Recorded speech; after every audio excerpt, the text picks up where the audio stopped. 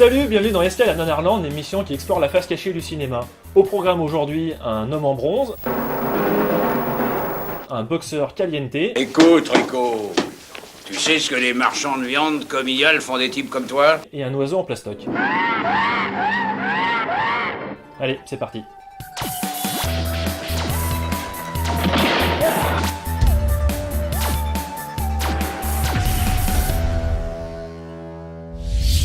Aujourd'hui, on va vous parler de Doc Savage, alias l'homme de bronze, un défenseur des libertés au regard d'acier, à la mâchoire carrée, à la chevelure d'ange. Un héros parfait. Enfin presque. C'est notre film de la semaine. Voici Doc Savage. Et Doc Savage, c'est un héros comme on n'en fait plus. Il encaisse les balles comme personne, il saute dans l'eau avec une classe folle, il a inventé le GPS 20 ans avant son apparition et quand il n'a rien à faire, il pratique le yoga en slip sur la banquise. Le film, sorti en 1975, est l'adaptation de romans pulp américains des années 30. Sauf que dans la version française, il s'est passé quelque chose de fascinant. Georges Aminel, l'un de nos plus grands doubleurs, Dark Vador c'était lui par exemple, s'est approprié le personnage de manière assez personnelle. Grâce aux richesses incommensurables dont je vais disposer, je vais pouvoir consacrer ma vie à la cause de la justice. Et oui, Doc Savage est le premier héros de blockbuster américain avec un cheveu sur la langue.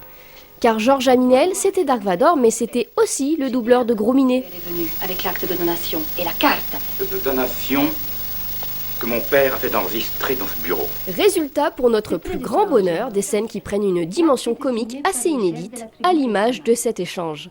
Mais il n'existait pas des tribus Kestamal. Vous pouvez croire ça?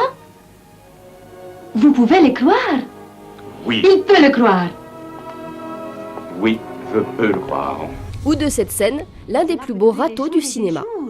Vous m'avez conduit jusqu'à ce village et je vous remercie. Je vous aime, Doc. Mona, vous êtes batte. Le film autoparodique à la base se regarde aussi pour ses scènes d'action décalées comme ce combat final durant lequel apparaissent à l'écran le nom des arts martiaux pratiqués par les personnages.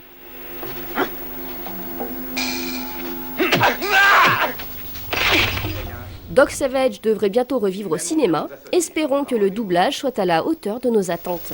Façons faire le bien autour de nous, sans nuire à notre prochain. Doc Savage n'est pas le seul film à avoir été littéralement sublimé par sa version française. Autre exemple de doublage catastrophe, cette scène tirée du film Honey Boy.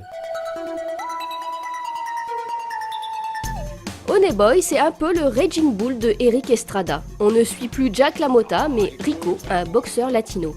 Et au cas où on ne l'aurait pas compris qu'il est latino, le doubleur le souligne avec une grande subtilité. Je ne me laisserai jamais manipuler. Il faut que ça marche. J'ai peut-être une chance. Nat, nous ne pouvons pas la laisser passer. Je ne veux pas de ça. Je ne veux pas de ce type. J'ai joué pour pouvoir payer mon loyer ce matin. Igal m'a dit que je deviendrais un champion. C'est vrai que tu es un bon manager, mais tu n'as jamais formé des champions. Ça ne t'est jamais arrivé à toi.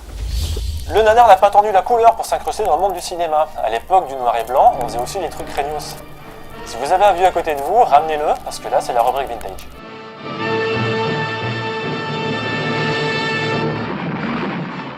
On remonte dans les années 50 avec le film The Giant Claw, dans lequel un oiseau géant qui vient de l'espace s'attaque à notre planète. Le film, produit par les studios Columbia, devait être un long métrage fantastique de haut standing. Alors pourquoi un monstre aussi craignos ? Parce que pour économiser le budget, Sam Katzman, le producteur, a préféré confier la réalisation de l'oiseau géant à une petite société d'effets spéciaux mexicaine. On n'a que ce que l'on mérite.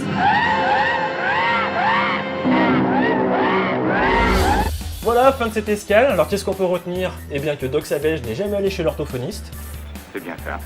qu'on comprend maintenant pourquoi les oiseaux se cachent pour mourir,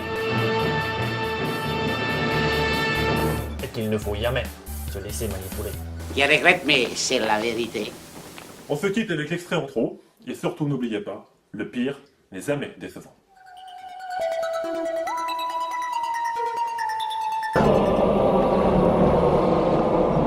Mare Victis. C'est ça, ouais, du latin bien sûr, comme carpe diem, ou va l'omnibus, t'es de la pilus. Aevetis, je me souviens, ça signifie malheur aux vaincus. Hey, James, non!